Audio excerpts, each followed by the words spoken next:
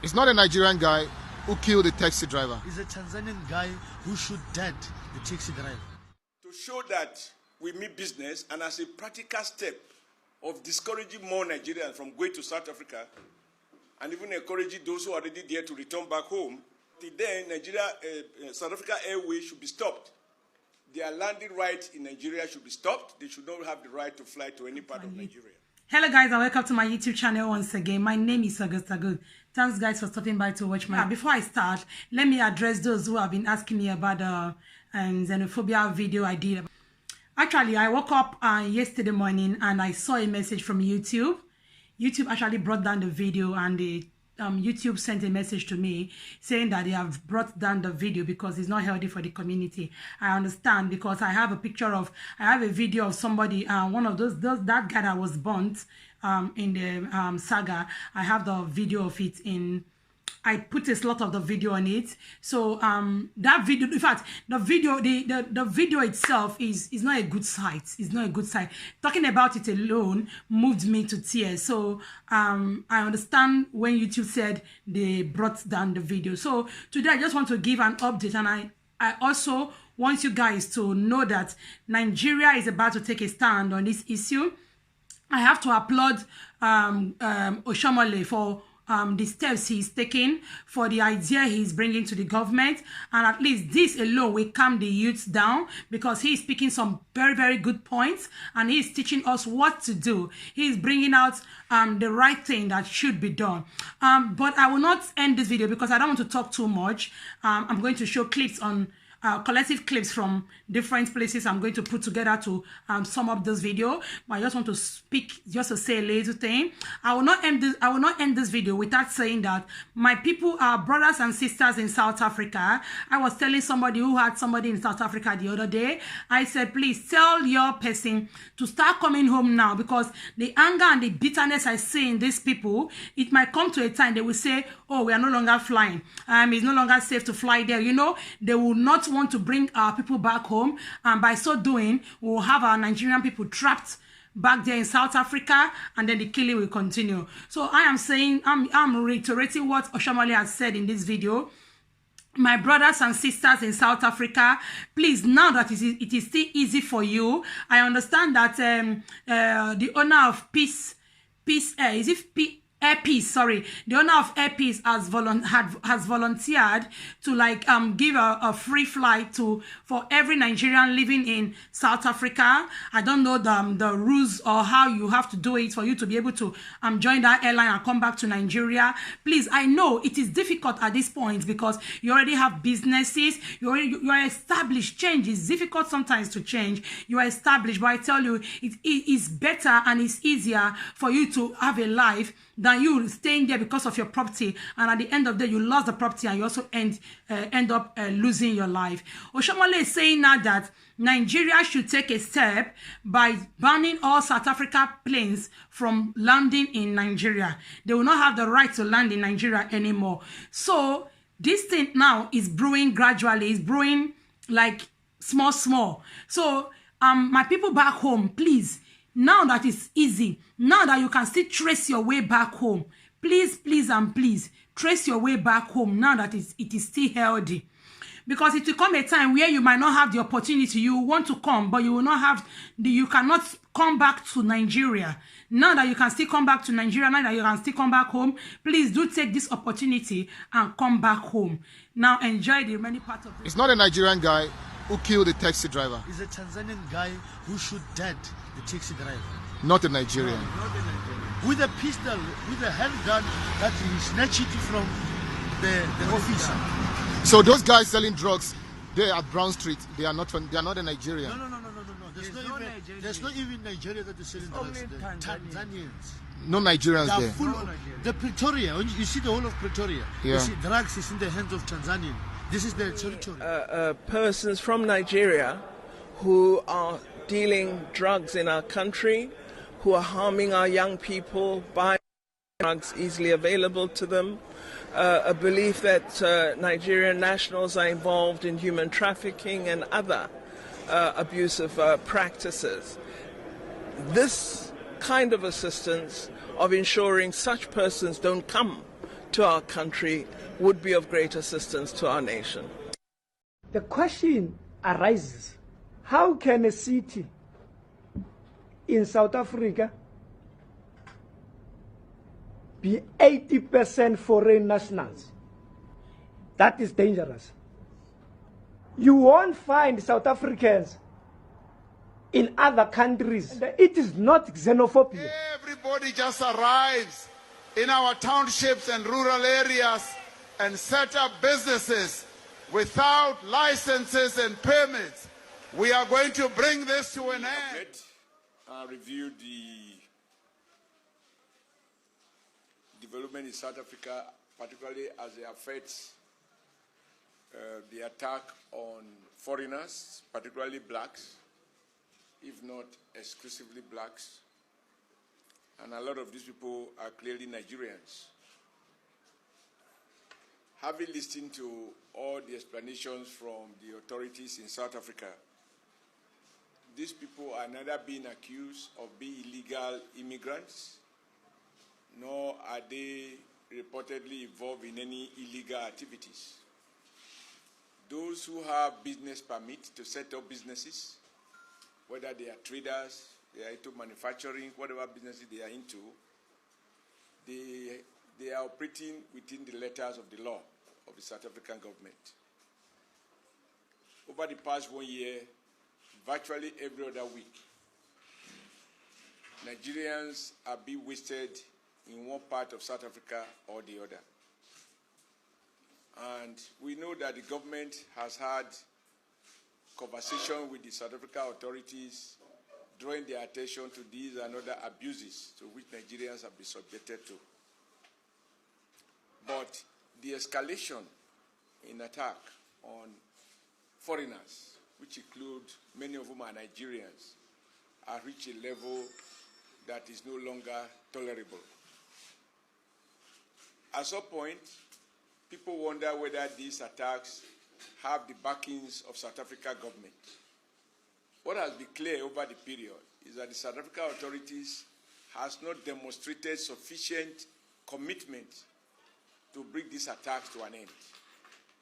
For example, in spite of the fact that many people's lives have been wasted, not one South Africa is known to have been convicted and sentenced to prison on account of his or her role on attack of foreigners, killings of foreigners, and looting of foreign businesses. This recent attack, we have been able to watch some of the comments in South Africa, particularly the one that was made by a Deputy Minister of Police Affairs in South Africa, where, among other things, he not only endorsed the killings and the looting of foreign businesses, he refers to the activities of those foreigners who are into legitimate businesses as tantamount to economic sabotage. These have been very well spread across the country. Number two, the statement credited to the youth leader of the ANC in South Africa also suggests that the ANC as a party in South Africa find nothing wrong in these wanton killings and lootings of foreign businesses and killings of foreigners in South Africa. Of course, it is not a secret that Nigeria contributed over $60 billion to the struggle against apartheid, not only in South Africa, but in Southern Africa. And for some of you who are of my age, you recall that even Nigeria students participated in contributing from their own stipends in the relief fund to support the South Africa struggle. However, what we find completely unacceptable is that whereas South Africans have continued to benefit from the Nigeria business environment and repatriating billions of dollars to South Africa and other places of their choice, the South African authority appear envious of the many jobs and petty trading activities which some Nigerians and other black people are involved in South Africa. The statement by the Deputy Minister of Police to the effect that foreigner dominations of trading and other economic activities in a particular city in South Africa tantamount to economic sabotage, for me, settles it all. To the extent that the South African government has not called that deputy minister to order who appear an official endorsement of the South African authorities. Therefore, having reviewed all of these and other matters, the NWC commend the leadership being provided by President Muhammadu Buhari, first in boycotting the World Economic Forum that is currently taking place in South Africa. I think that was a decision well taken, and I'm happy that some other African countries have taken the same position. We cannot be talking of Africa economic integration when at the time the world is talking about the role of small-scale businesses as critical to economic growth, not only of Africa, but around the world. Those blacks who are involved in those small-scale businesses in South Africa have had their businesses ruined and oftentimes their lives lost. This also happened just a few weeks or few months after Nigeria appended signature to Africa Free Trade Agreement.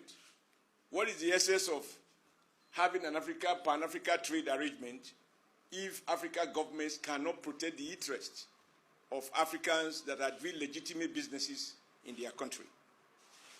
So, having commended President Muhammadu Buhari for the step he has taken, first in dispatching an envoy to South Africa, we believe that is right. Two, directing the Vice President to boycott the scheduled participation of Nigeria in the World Economic Forum currently going on in South Africa, and other diplomatic effort that the government is making. We think that we need to make more direct, bold statements to leave South Africa in no doubt that they stand to lose if Nigeria must protect our own national interests exactly the same way as the South Africans are seeking to protect their own national interests by preserving economic opportunities only for South Africans. I think we've come to an era in which Nigeria can no longer talk of Africa as the centerpiece of our foreign policy. It must be Nigeria first, Nigeria second, Nigeria third, and thereafter any other thing that is consistent with the Nigerian national interest. We should no longer sacrifice our own national interests just because we want to be the big brother of a people that does not recognize the role and the enormous and huge sacrifices that our country has made over the years, to protect and defend the interests of the African continent. As we speak, while South African government is envious of the small businesses which Nigerians are involved in South Africa, South African companies are making billions of dollars from the Nigerian economy year in, year out, and repatriating same out of Nigeria country, out of Nigeria. For example, MTN is making huge profit, including sometimes breaching our national laws. And we think that South Africa cannot be envious of those small businesses while their own business giants are smiling to their banks in foreign countries where they keep profit that they repatriate from Nigeria. We are aware that not too long ago, MTN was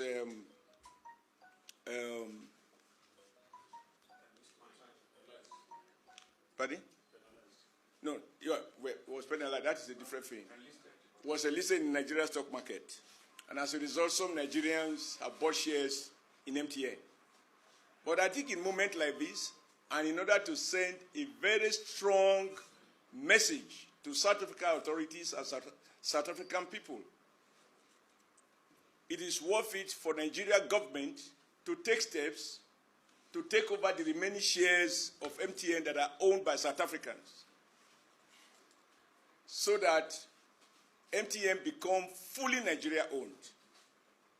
Why government and other authorities can be looking at the how best to protect, to deal with these issues, I think right away, Nigerians in our individual capacities, this is the moment to show our commitment to our citizens and show sympathy to those who have lost their loved ones by boycotting South African goods and South African businesses, beginning with Nigerians refusing from today to use MTN services.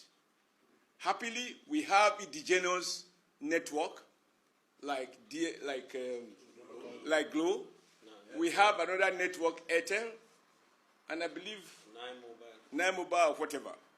But if Nigerians decide, at least for the next 30 days, as a first step, to stop using MTN, they will have sent a clear message and pay befitting tribute to the lives of those that have been wasted in a very crude and barbaric manner by the South African authorities. This would be more elegant rather than our people going to the street and, throw stones against fellow Nigerians in their frustration. And as we have seen in Lagos, in the process, a Nigerian life being lost in the course of his legitimate protest against South African interests, even if we do not endorse any act of violence. Because as they say, two wrongs don't make a right. Number two, I think this occasion also offers us opportunity to reflect why we should continue to allow DSTV to repatriate millions of dollars to South Africa every year arising from their activities in Nigeria. We have to review all of those things that give South African companies monopoly, such that they make money with very little value addition. Number three, to show that we mean business, and as a practical step of discouraging more Nigerians from going to South Africa, and even encouraging those who are already there to return back home, we think that it will also be an appropriate message to South African government that until they find satisfactory explanation and pay appropriate compensation to those innocent Nigerians whose property has been looted and those who have been killed, that until then, South Africa Airways should be stopped. Their landing right in Nigeria should be stopped. They should not have the right to fly to any part of Nigeria until these issues are sorted out. Nigeria needs to show that we are not chicken to be molested. The life of every Nigerian matters, whether at home or abroad.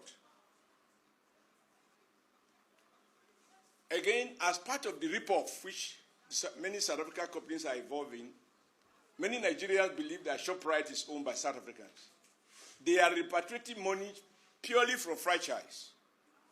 As we know now, both the capital with which those shopping malls are built are Nigerians. The shop owners are Nigerians. But these guys make profit just with the franchise.